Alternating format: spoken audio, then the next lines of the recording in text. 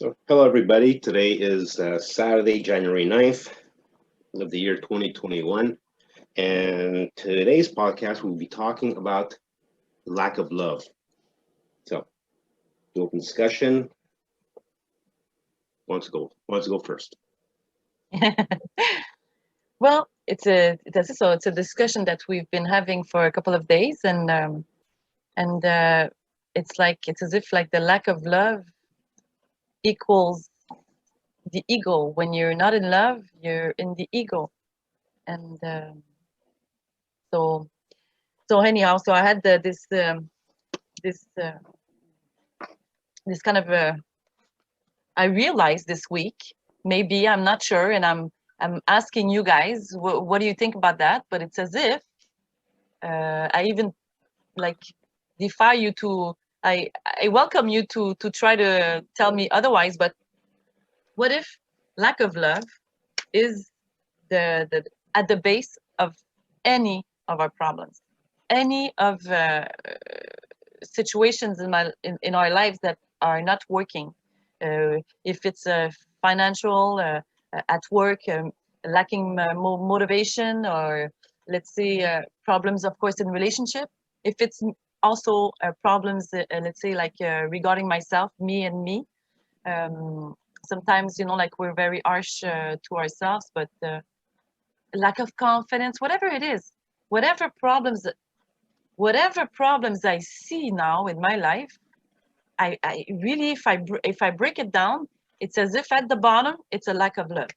Yeah, and I would add to that the lack of love comes from the ego, because it's the opposite, Well, I mean, like lack of love equals ego, so it's the opposite of love. But if we go even deeper, you realize that it's fear-based. Yeah. It's all about fear. This is what it is for me, And I think we were raised also in to fear, to always fear for consequences. If you do something, there's a punishment, Yeah. Yeah. We always had that feeling, So, and if we go even deeper, we do fear God when we supposedly sin. But sin is a word that men made, but really sin is a lack of love again. Yeah. And it all comes from the ego, and all the base of that is fear. So you said worldwide, the problem here is a lack of love. So the answer is love, really. Absolutely. That's what I was telling my boyfriend yesterday, and I even asked him. I go, try to find, because I'm exploring this thing that I've came up to realize, but I'm not sure yet. But I told him, I go, try to come up with some problems that you think that they're not lack of love. So he was coming up with some problems, and I was trying to prove my point. Like no, it's if you bring it down, it's a lack of love. And sometimes it was difficult, but at the end, I was able to. But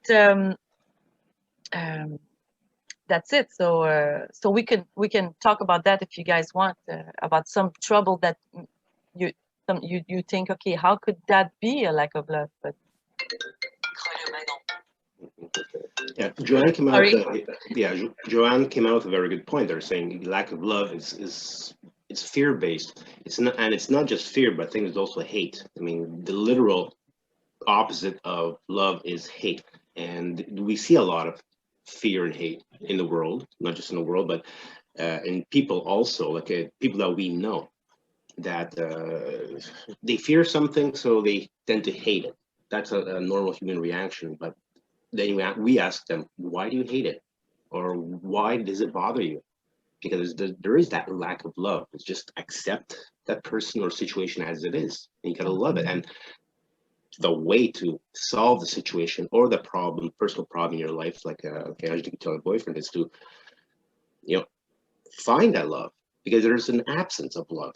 Absolutely. And we fill it in with, oh, this is bothering me, all these doubts. That's a fear. It's like, and it makes me think about, it's all in our perception, and how sometimes we assume things, and when we do perceive with the ego's eyes, it's not in a love portrait. And you know what? I'm sorry, Angelique. Go on. I was going to say, we kind of judge the person or the situation, or we judge ourselves, but through the eyes of the ego. And if we switch, like you said before, the answer is love. If we switch it to love, then we see more clearly, and even the troubles, they kind of like melt away with that, because you transform your relationship, you transform how you approach your life in general. So let's say, like, if I'm missing motivation, if I go a bit down with this trouble, that could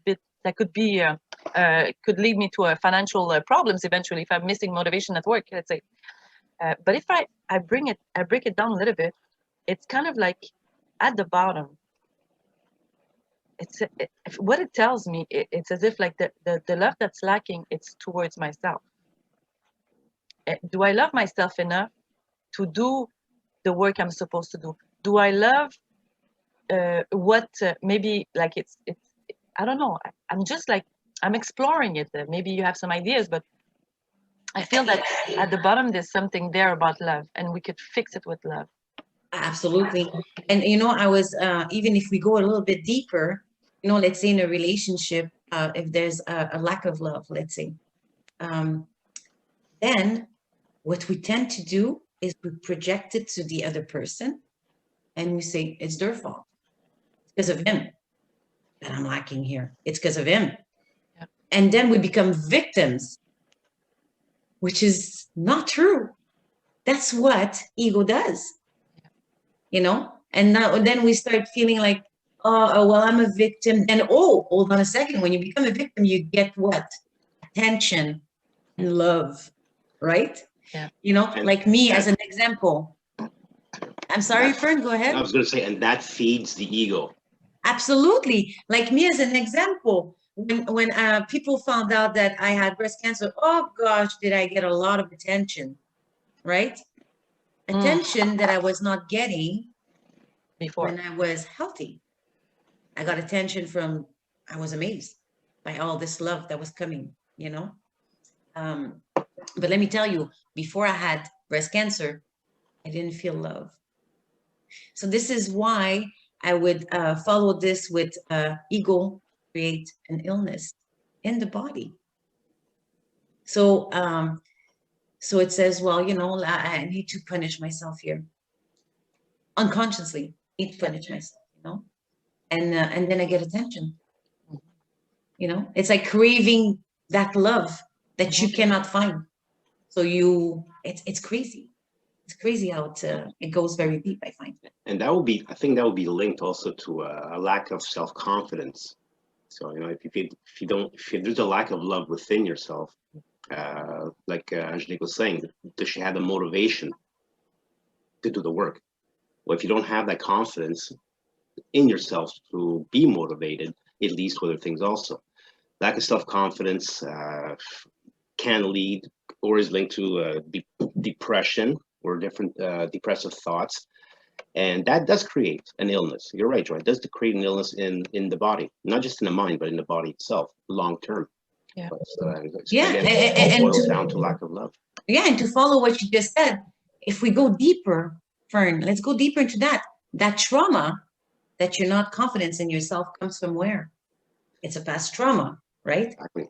And once you address it and realize that no, you were always whole, that you were always perfect, that you were always loved. Once you have that realization, that's when the ego goes, oh, what's going on here? Yeah. Somebody's like, hey, I'm getting kicked to the curb, you know, because you're realizing that you were always loved, you know. It's a realization, I guess. And that you are lovable. Yes, that's another big one, you know, maybe because when you were raised, you were told or shown that you were not lovable. And you grew up with that, you know, and that started creating like relationship problems with yourself and others. Of course, if you don't have a good relationship with yourself, how can you have it with somebody else? Exactly. That's a good point. I was thinking about that a lot this week. But also, you know, like when you were talking about that the ego it makes us sick eventually. It kind of reminds me, I don't know where I heard that, but when we're in the ego, we're gonna have thoughts, and those thoughts will become beliefs, and the beliefs will change the chemistry of our bodies with Yes. time. And sometimes the ego, because like it was a maybe it was a trauma from our childhood, maybe it was a trauma the present moment, but eventually they become like beliefs. Like for me, I believe that I was not worthy. This is my subject. This is my life journey that I have to fix, which I'm doing it. And but this is one of the biggest one for me, and it got me really sick.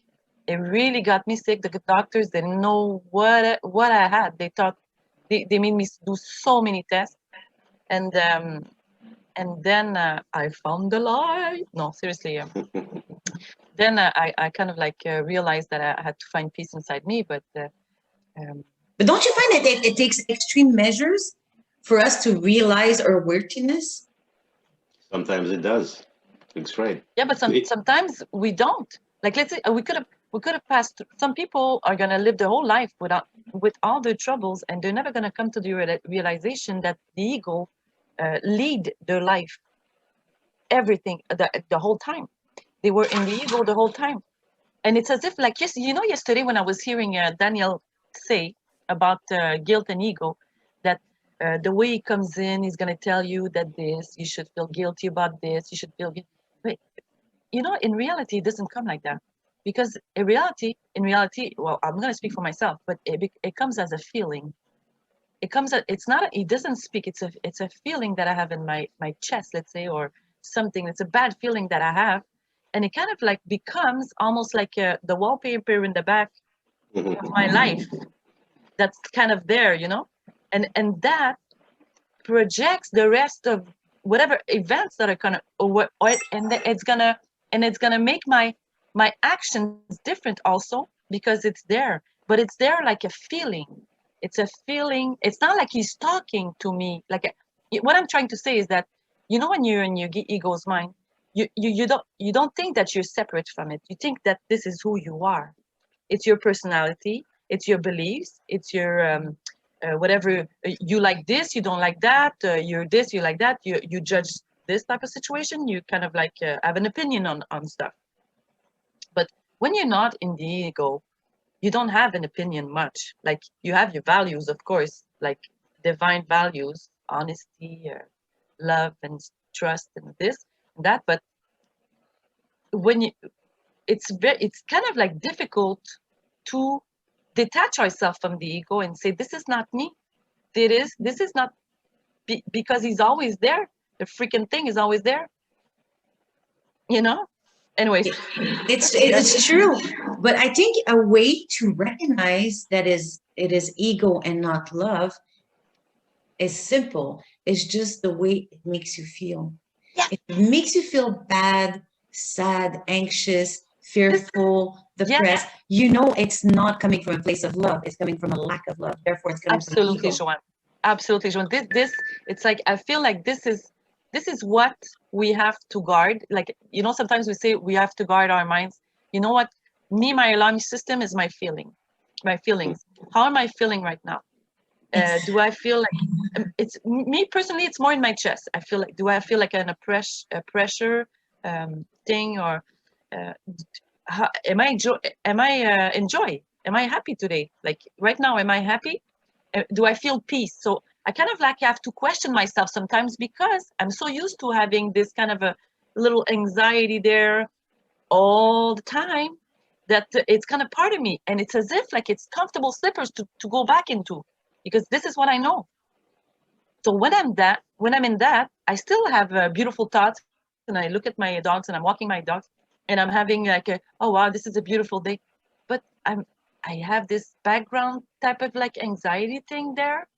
So I am not in love. I'm not in, because it's either like the book we're reading, it's either we're in love, in the state of love, or we're in the state of fear. Fear, it's all in the ego, and it kind of like contain any negative feelings. It's going to be like guilt, shame, judgment, whatever it is. It's going to, like the book says, that we have to characterize it in fear. And You whatever know, positive feeling is love. But, you know, like it's hard sometimes because you have to always question yourself. Where am I now? Where am I? Am I in the moment? Am I relaxed? Sometimes I think I'm relaxed, but I'm not. I have to meditate deeply to get rid of this little tension, you know? Isn't it that weird? I know, and you brought so many amazing points. And you know, somebody once told me that fear, they kind of like use all the letters, you know, FEAR, Yeah. and they said it is false evidence appearing Yeah. real. Yes. And I love the way she put the analogy, and I said, oh, it's true, it is that. And yes, I find a defense for me to recognize I'm in fear, ego, or lack of love, is my feelings. So as soon as I don't feel well about thoughts, events, or person, situation, I know that's the ego. Yeah. And I call it the Jeepers Creeper, because it just creeps in, and I could stay hours in that state without even noticing I'm in That's ego. it. Me too. It's the same thing. Sometimes I could stay a couple of hours in that state. It's not because I'm unhappy. It's just like a numb state, and there's a little uncomfortableness, you know. And you know what I'm hearing you talk, and this is something I had decided to do, but it reminds me of that. But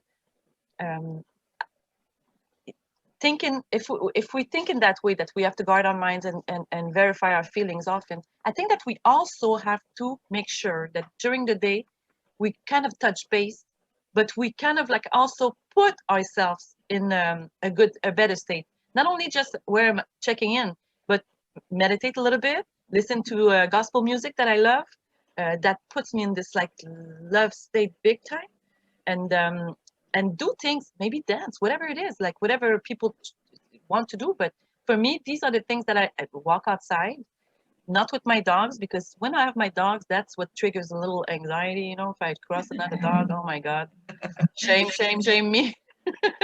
But you're right, I what think a so dog too. owner she is, this one. Oh my gosh, this. Well, anyway, so when I'm walking outside, that's something for me that makes me really get back to touch base with my own divine self. Yeah, and that's very important also when we're feeling a lack of love inside. Because, you know, we have to remember to do the small things. It doesn't have to be a major thing, but do small things that that we enjoy, that gives us that feeling that I love doing this. It gives me pleasure, whether it's gardening or whether it's even just cooking or going out for a walk. Yeah. You know, so many times I do that also. It's what I do. It's like I look outside, it's sunny, it's warm, I'm feeling bleh that day for whatever reason. I'll go for a walk, and it's amazing, even after like 15, 20 minutes, how it really changes your perception of the moment. Yeah. And you look at the trees, you're experiencing that moment. Like, oh, the tree is beautiful today. Oh, look at those kids going down the hill on the sled. Yeah. They're laughing, enjoying themselves. Sights and sounds do help us go back into that feeling of love that we were missing that day. And I find that it's a very good point, that also, because, and it's an easy way in when you said in the moment. If we are in the moment, it's not easy to do all the time. But if we are, if let's say we practice it, to be in the moment, it's gonna get easier and easier. And eventually, I'm not gonna have to organize my day just to make sure that I have to check in and check out and whatever, do my gospel things. And eventually, I think that we're not gonna have to do all that if we practice this one, be in the moment now. And like Daniel, the teacher yesterday, said, being in the moment now doesn't mean just being now. Being in the eternal Yes. moment. Yeah, the eternal now. And I had wrote in the book, like on a little post-it, it's very important to be in the now. But then when we had the course yesterday, I had it eternal now. So you know, that brings a God aspect, a sonship aspect, that we're all in this together, and it's bigger than me. It's like not only in my daily thing now. It's not only now I'm sitting at this desk. No, it's bigger than me. Being in the now, it's like touching, reaching out, nature, whatever it is, out, you know, brothers and sisters. Yeah, and you know, like we're expanding ourselves.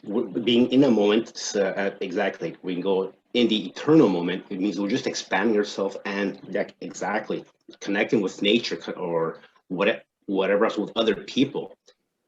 And it will help us forget whatever it is that's causing us anxiety or worries, basically. And by being in that eternal expansive moment, so that's when we feel love, because we're letting all this love fill into us. Yeah. There's no fear, there's no hate. And there's something that Daniel said yesterday, is that by giving, you receive. So when you're in a lack of love, start giving love. And when you do that, it could be for anything. You're giving love to your animal. You're doing an act of love for, I don't know, for a neighbor or whatever. But when you give it, you receive it at the same time. And that's when you start feeling the love. Mm. And it is so true. This is all about. Yeah, it's not like we do it to receive, but this is the cause and effect. It's kind of like the action that you do, it's going to come back. Because if you know what I do when I cross cars, because now we don't see much people, but I try to send love to all the people on the road. So I'm crossing this one. I'm thinking, okay, this little red one, why not? Let's send them. Send you a lot of love. God bless. God bless. And yeah, exactly. We have to do that. Give out that love selflessly, because there is that fine line. Say, I want to do something nice for this person today because I want something back. Not from the person, but I want something back from God or universe. That's the ego. That's the ego. Absolutely. Because we're getting something because we want to receive something. No. That's not the way it works. Yeah, because you're doing it and with the of course it's ego. You want something in return, and usually relationships work like that. Yeah, exactly. And another thing I wanted to say: without our power, what if we don't give power to the ego? Meaning, as soon as the feeling comes, the feeling where we're uncomfortable, sad, and all of that, we decide not to put an emotion on it. Meaning we don't give it power. Yeah, we don't give it power. It's like, no. And we're reminding ourselves that I am whole, I am the lovely, I am innocent, and I am loved. What if we apply that as soon as it comes? Maybe it's I think that's what we have to do. That's what we have to do. Kind of like, we have to first. That is such a good point that you just like thought I had nothing else to say, but I do. But it's like you have to realize it and look at it and kind of like catch it, because if we kind of like stay in this coma, we can go through so many hours, days, life, whatever, without catching it. And it's a subtle thing, the ego. It comes creeping in, like you see, and it's not gonna. I'm receiving a phone call, but I really like that. I like, you catch it, you kind of like deny it or whatever, you push it away. And the other thing I would do, that I would want to do, is go back in the moment. Go back in the moment. I'm in my car. I'm getting these bad thoughts. I had a client. He was getting on my nerves. So now I realize it. I push it away. I'll fix this later. And you know what? I'll fix it with Jesus. I'll pray for that, or, whatever. And then I push it away and get back in. Right now I'm driving, and you know what? Kind of comfortable now. It's a sunny day. Oh, look at that. There's people on the road. No judgment. I'm in the moment and enjoying the moment. And what if the lack of love is giving love? What if that's the solution? Yes, it is. It is. You said it before. The solution is love. So giving love in any situation. Like, let's say, when we were reading the Cameo yesterday, and Jesus said that he was to Ellen, he was like on the board of this institute, and he could take some decision, and he could, if he want, change the whole situation of this organization for children, for the protection of the children. You could change it for the better. But when you start thinking like that, Jesus is everywhere. He's everywhere. He's on the road. Amen to that. He's the CEO in the company where I work. He's the partner he's in the partner that's getting on my nerves. He could touch and change any situation if I don't deal with it with the ego. If I'm not in my ego, I think that would change the whole thing. So if I come in with love, like you said, I give it love. I give the situation, this person, whatever it is, in love, with a good intention, with the right motivation, I think it would change this thing. So the solution is to give, to be in love, because all the problems, you know what? Love sets the context to anything, anything, anything. So if we set the context with love, the answer it's is going to love. change our whole life. It's going to change our whole life. And The we're answer just is starting. that. Yeah, the answer is that at the end, you know, if we keep it very simple, the answer to all of that, to all the problems in the world, the collective, is love. That's the solution. And the problem is a lack of love. So we're not talking about, you know, hippie peace and love and everything. We're all hippies and gypsies, of course, in our spirit. But no, it's got to be done from within and not just on the outside. Because again, we have to draw a fine line between the ego and self-love. Also, because there are people who have so much self-love for themselves that they become so egoistic about themselves and everything that they do. There's a fine line. So again, it could be deceitful because it's the ego talking. You're not being humble. It's not that's the love you have inside that you're giving to others. It's not genuine because it's giving love without the intent of receiving anything in return. Exactly. There has to be no ego in it at all. And for some people, and there's many people who do things for others and expect something in return. But those of us who do it, give out the love. It could be like, you know, tomorrow, next week, in a month or something that you receive a blessing. You receive love from someone else or from a situation. Things work out. That's the way it works. There's got to be no expectations. Just you live your life, live in the moment, enjoy the moment, and that's how you have your self-love, and then continue. And one day, you'll see that, oh, I felt so much love from this person or this situation or from God today. This happened. Thank you, Jesus. Thank you, God. You see, thank you. We recognize it.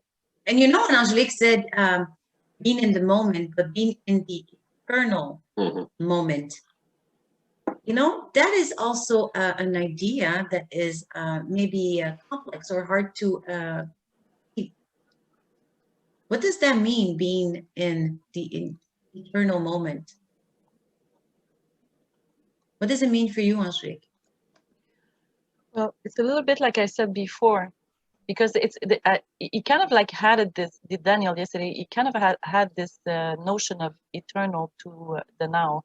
And, you know, when I read the book of Eckhart Tolle, which changed my life, thank God for him, God bless him.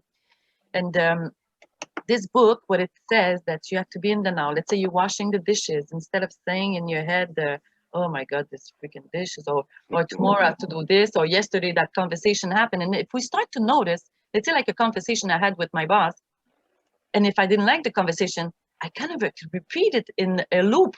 I repeat it in my head, like it. Yeah, your thoughts are in the past. It's not there anymore. It's not happening, but yet I'm still reliving it again and again and again. So anyhow, so instead of doing that, he says, feel the water. Enjoy this moment. Look at it like as if it's an experience, and be like in a nothingness, like no one, no self, no whatever. And so, but when he had it yesterday, it kind of like speaks to me like in a way that eternal. I feel like there's a well, how do you say that? Cooperation. Cooperation. Anyways, I feel like this all bunch of brothers that I'm connecting to. And let's say if I'm outside, I'm walking, but I feel like my hands are touching the grass or they're touching the trees, even if it's very far. I kind of feel connected. So it's not just now in the moment. It's like a spiritual thing. It's like a spiritual experience for me. It kind of gets bigger, and I feel also when I'm in this thing, it's more like love.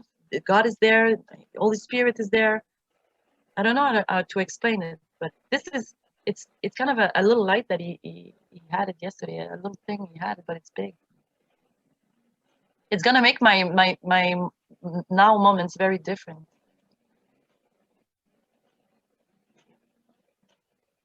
Yeah. So we still have about 10 minutes. Yeah. Yeah, we have 10 minutes. I don't know if anybody would like to say a prayer, so we finish it with a prayer. I found one yesterday, if you don't mind. Yeah, go right ahead, Angelique. I was gonna read it for Allison. Okay. With my glasses.